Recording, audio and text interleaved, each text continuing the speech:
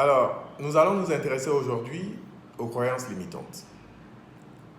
Voyez-vous, il s'agit des schémas de pensée que l'on considère assez souvent comme vrais, qui se sont installés en nous depuis notre enfance ou à un moment donné de notre vie, mais souvent qui ne reposent pas sur des faits.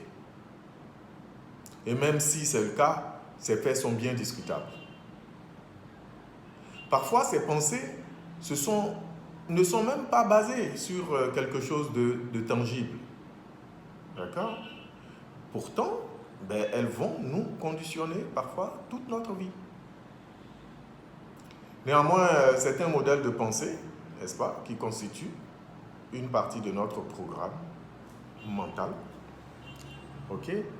Ce programme qui finalement va régenter notre comportement et presque toute notre vie.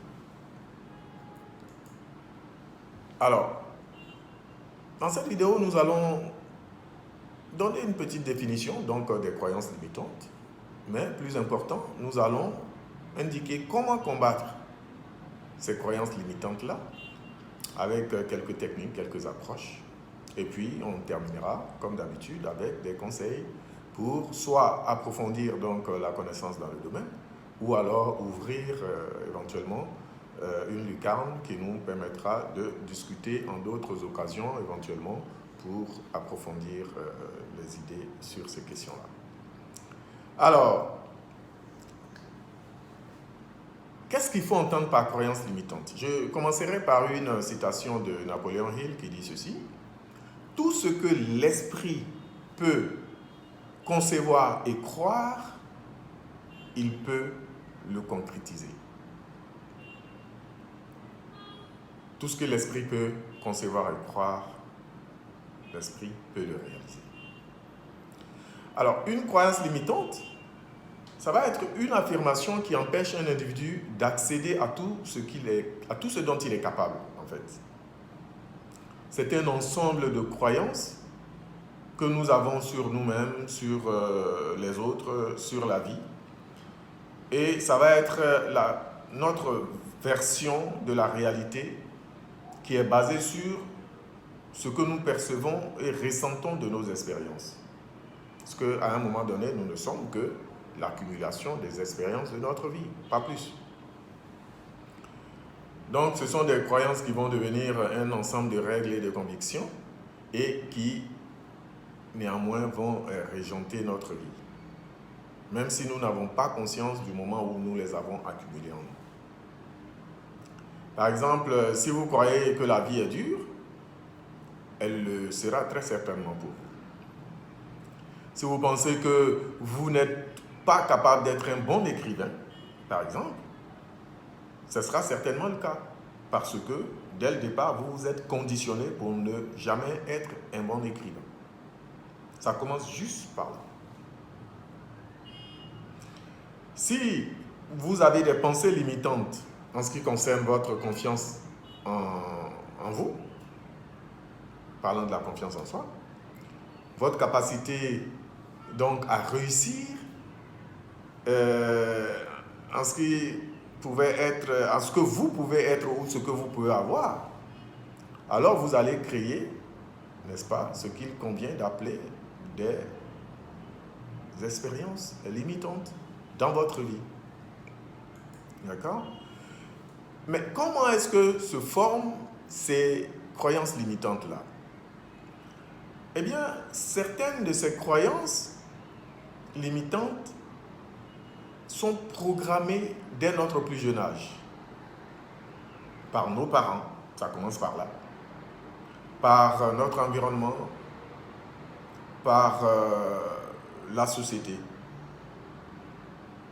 Donc ainsi, nous sommes sous une certaine forme de programmation à la base.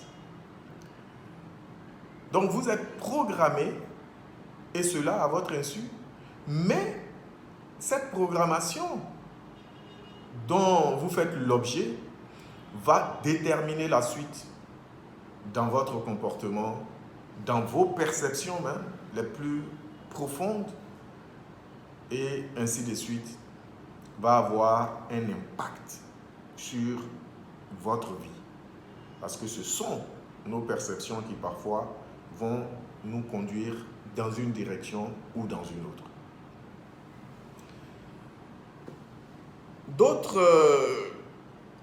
Certaines de ces croyances limitantes-là sont créées par nous-mêmes.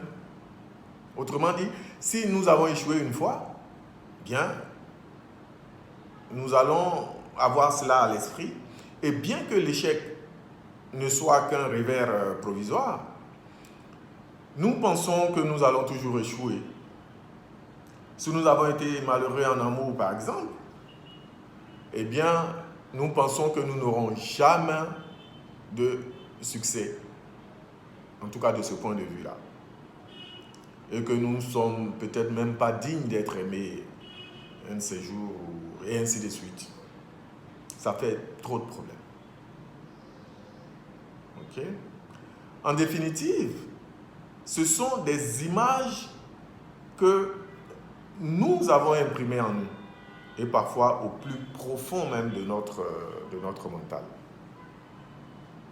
D'accord? Ceci dit, comment combattre les croyances limitantes? Eh bien, il ne faut pas perdre de vue, dans un premier temps, que vos croyances limitantes conditionnent vos actions, vos attitudes et surtout vos comportements, et qu'elles influent sur ce que l'on obtient de la vie. Et plus nous n'avons pas à nous arrêter sur la question, eh bien, les choses vont aller de mal en pis. En plus, tout ceci va se passer sans que nous ayons conscience même de leur impact le plus souvent. Il faut noter que la personne qui est sujette à des croyances limitantes aura tendance à avoir des pensées du type « quoi que je fasse, je ne peux pas y arriver, ce n'est pas de mon pouvoir, je n'ai pas le droit à l'erreur, je ne suis pas capable d'obtenir cette augmentation ». Je vais parler de ceux qui sont en emploi, qui travaillent. Alors, pour une femme, ça va être, par exemple, je suis une femme, donc c'est normal que je gagne moins que mon collègue masculin. Donc, vous voyez, on a souvent ces genres d'idées bloquées, arrêtées, limitantes. Ou alors, elle va dire, je ne peux pas progresser plus que là où je suis, parce que c'est notre société, elle est comme ça, etc., etc. Ce sont ces perceptions, ça. Et ces formulations type-là, qui reviennent en boucle dans notre tête, ne nous donnent pas le choix, voyez-vous? Et ça va venir bloquer tout processus éventuel d'évolution. Mais c'est nous-mêmes qui aurons provoqué cela. D'accord? Et il faut chercher à les reconnaître, ces croyances limitantes-là. Parce que une fois que les reconnaître déjà, c'est un bon début pour pouvoir les transformer. Parce qu'il faut absolument les transformer. D'abord, il faut les identifier clairement en prenant conscience que ce sont des croyances qui vous condamnent. Oui, ces croyances-là nous condamnent. Et après donc les avoir identifiées, posez-vous quand même ces quelques petites questions pour vous en assurer. Ces questions peuvent être... est-ce que c'est vrai, cette croyance que j'ai? Je vais parler de la croyance limitante, bien sûr. De la croyance, parce qu'au départ, vous ne savez pas si elle est limitante ou elle est aidante. Mais posez-vous la question de savoir, est-ce que c'est vrai? Combien de fois des gens font des affirmations et lorsque vous leur demandez, ah ben tiens, où est-ce que vous avez eu cette information? Ou alors, pourquoi est-ce que vous pensez comme ça? La seule réponse est, ah, j'ai appris. On m'a dit, mais sans vérifier rien du tout, et on base notre vie sur des choses comme ça. Vous voyez jusqu'où ça peut être très grave parfois. Donc posez-vous toujours la question, est-ce que c'est vrai? Est-ce que c'est vraiment vrai? Parce qu'on peut se mentir à soi-même aussi au départ, quand on se pose une question à soi-même. Est-ce que c'est bénéfique pour moi ou mon projet? Est-ce que c'est une pensée qui est utile en ce moment précis? Quelle émotion cette pensée me procure? Vous voyez? Des petites questions comme ça. Comment serait la situation si je n'avais pas cette pensée-là? Maintenant, si une seule de ces questions ramène une réponse négative, alors la pensée doit être changée et remplacée par une autre pensée qui va aider plutôt, n'est-ce pas, dans le processus donc de votre évolution. Par exemple, voyez-vous, d'un point de vue professionnel, si nous nous intéressons à des juniors, c'est-à-dire des personnes en début de carrière ou en reconversion, nous allons nous retrouver avec des idées comme « je suis trop jeune »,« je n'ai pas assez d'expérience ». Eh bien, même si de manière factuelle cela est vrai, il faut tout de même aller au-delà de cette perception-là. Il faut trouver la croyance aidante qui va les remplacer en se mettant par exemple à la place d'un observateur extérieur à la situation,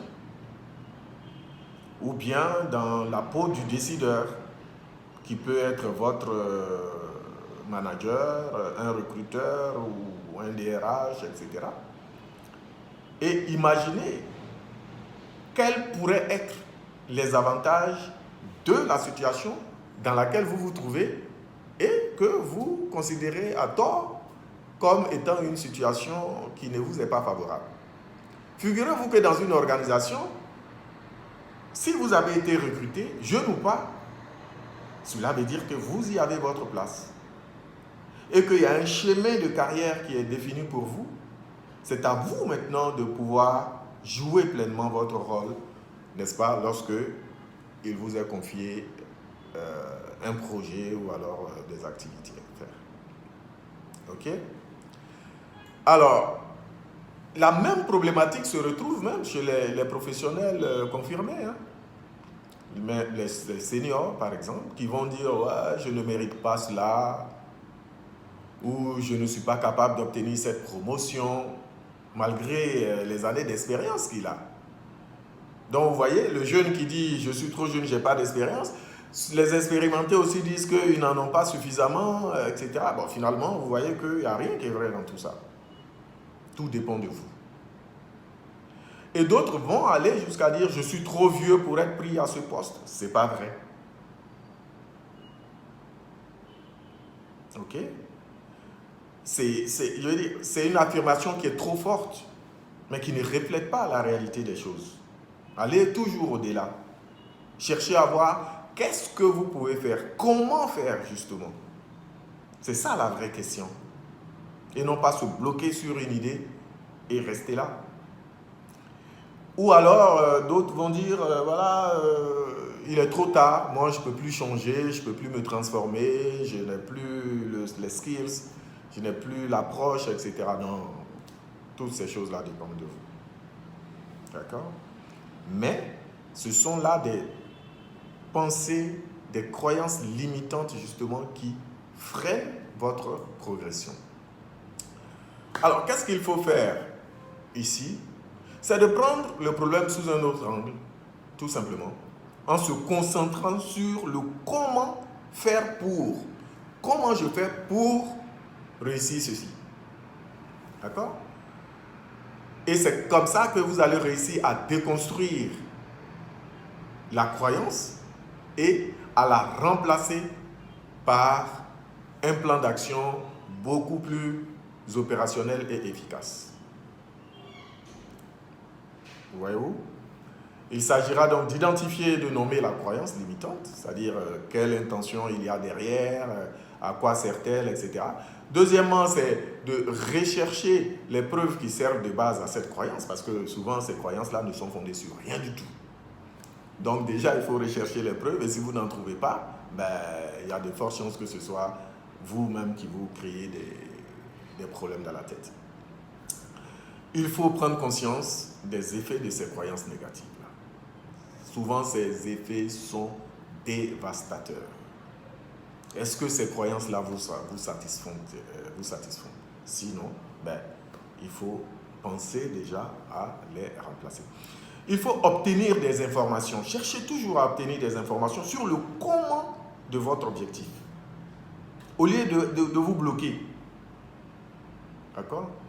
Bien sûr, vous pouvez faire appel, vous faire aider par des experts en la matière, pourquoi pas? Par des conseillers, par des consultants, par des collègues même, qui vont vous apporter leur façon de voir la chose. Et cela pourra changer les choses du tout au tout. Ensuite, il faut reformuler la nouvelle croyance, mais cette fois-ci, sous forme positive. N'est-ce pas? Sous une forme d'affirmation positive. C'est très important. Sachez que le cerveau, en réalité, ne reconnaît pas la négation. Vous voulez obtenir quelque chose, si c'est dans votre prière en tant que religieux, en tant que quelqu'un qui s'adresse à autre chose, etc., dites ce que vous voulez et non pas ce que vous ne voulez pas. Vous voyez, c'est pas très cohérent. Pourquoi ce contournement alors que vous pouvez dire voici ce que je veux? Réfléchissez-y. Vous voyez, vous allez forcément trouver une certaine incohérence dans cette façon de penser. Voilà.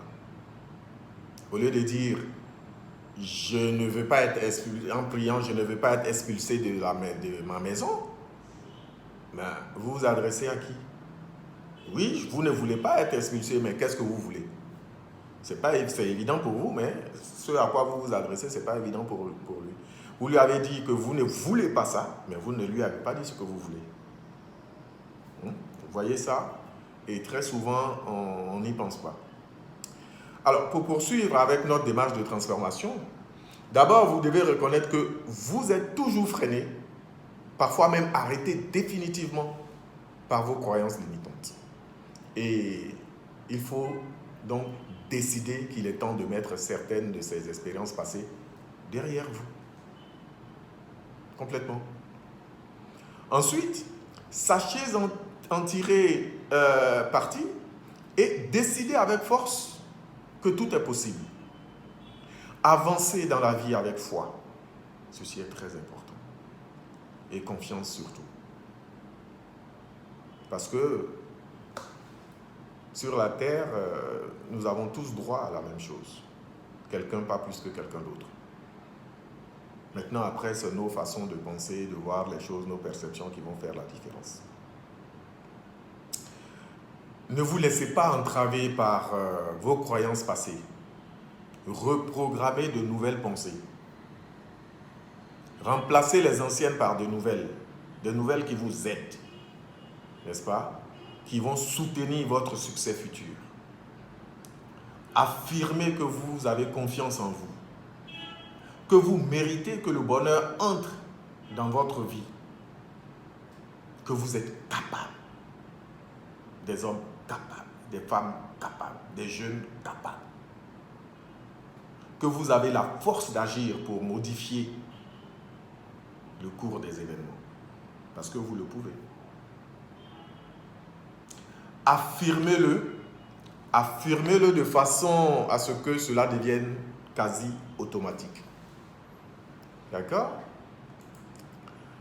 Soyez conscient des mots que vous utilisez surtout pour vous décrire comme la personne que vous souhaitez être. Si vous voulez vous décrire d'une certaine manière, soyez conscient des mots que vous utilisez. Utilisez des mots positifs car ils sont puissants. Ceci est très important parce que le cerveau ne reconnaît pas la négation, je vous l'ai dit tantôt. Surtout quand vous êtes dans un processus de demande ou de prière. Affirmez. Arrêtez la négation. Je ne veux pas ceci. Non, vous ne voulez pas cela, mais qu'est-ce que vous voulez? Dites ça directement. Vous voyez? C'est comme quelqu'un qui décide de partir de Cocody à Djamé, mais qui va se balader quelque part vers Bingerville. Après, il va prendre une pinasse, il va aller se balader quelque part vers Noé, ou ensuite il va revenir pour tomber sur Agamé. C'est trop compliqué tout ça. La nature n'a pas besoin de ça. Vous voulez quelque chose, allez directement. D'accord? Cultivez vos rêves. Nourrissez-les et ils finissent toujours par prendre forme. En tout cas, si vous restez persévérant à leur réalisation. D'accord? Qu'est-ce que nous pouvons retenir de tout cela? Eh bien, mesdames et messieurs, il faut savoir que nos pensées, donc nos croyances, ont autant le pouvoir de nous construire que de nous détruire. Vous ne pouvez pas vivre une vie positive en ayant des pensées négatives. Ce n'est pas cohérent. Ça ne va pas ensemble. La bonne nouvelle ici, eh bien, même si vous avez des pensées limitantes, c'est qu'il est possible de les influencer positivement pour se bâtir une vie meilleure, de les transformer. Donc, vous pouvez, allez-y, n'hésitez pas à les transformer. Il faut retenir que nos expériences passées ne déterminent pas forcément notre point de chute dans le futur, dans notre avenir. Ce n'est pas parce que quelqu'un sort d'une famille pauvre qu'il est désigné royalement pour être pauvre, non. Ceci ne repose sur rien du tout. Évidemment, si vous vous laissez conditionner par cela, eh bien, ça va avoir un impact négatif sur vous. Ok? Des gens vont dire, oui, j'ai trop duré au chômage, donc je ne vais pas avoir de boulot. Mais ça ne veut rien dire, ça. Vous comprenez, il n'y a pas de logique derrière tout ça. Nous avons tous la capacité, n'est-ce pas, de changer nos croyances, hein, et de façon à ce qu'ils aient un impact profond sur notre vie. Okay? Il faut savoir que transformer ces croyances-là vont libérer une formidable quantité d'énergie qui va nous aider donc à nous ouvrir et qui va permettre à des choses de s'ouvrir à nous. Un nouveau monde avec beaucoup plus de satisfaction, un nouveau plan de carrière, etc. Donc ceci est très important et il faut y songer. Et ce changement que vous allez opérer, donc en remplaçant vos pensées limitantes par des pensées aidantes, des nouvelles pensées, dans la conviction, dans la foi, dans la confiance, eh bien ce changement de paradigme-là va de pair avec une augmentation de votre sentiment de liberté. Et aussi du lot, ouais, n'est-ce pas, de responsabilité et de satisfaction qui accompagne tout cela. Donc, voilà ce qui était prévu pour aujourd'hui. Merci à vous toutes et à vous tous qui m'écoutez. J'ai été très heureux de partager ces réflexions avec vous. En attendant la prochaine vidéo, abonnez-vous à notre chaîne YouTube en cliquant sur le bouton rouge en bas, n'est-ce pas, le bouton s'abonner, de façon à ce que vous ne puissiez pas rater d'autres vidéos. Vous avez aimé la vidéo, indiquez-le avec un like. Vous pouvez également envoyer des messages pour ouvrir une discussion avec moi. Nous pourrons approfondir les choses à ce moment-là. Voilà, c'était Mousse Dembélé. Nous restons ensemble. À très bientôt.